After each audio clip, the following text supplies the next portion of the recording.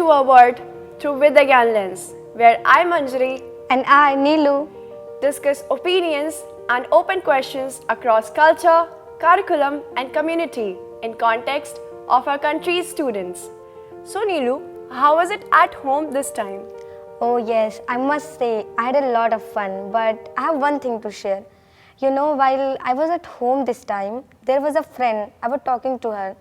She wants to join Indian Armed Forces, but her parents were of the opinion that women aren't equipped to do so. But don't you think that women are capable of holding all three positions in Indian Armed Forces? That's correct.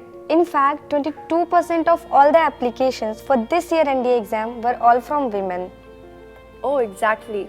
But why people don't consider it women's job? Because of so many reasons, but none sensible enough.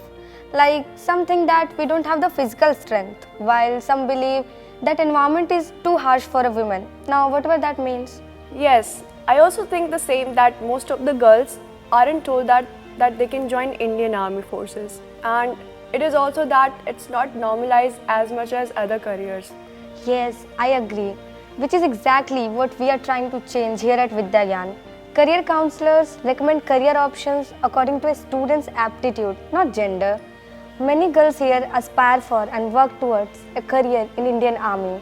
Just like my friend Mehak at VidyaGyan, who aspires to join Indian Air Forces. Or someone like Rishu, an alumni of ours who got commissioned as lieutenant in Indian Military Nursing Services. Right. We are so proud of these women for doing what they love, despite the world telling them that they cannot. Yes, of course. However, there is a long way to go, but one thing is clear. It's only the support of mentors and families that's going to normalize girls seeing themselves in the Indian Army. Thank you, Neelu, for joining this insightful conversation.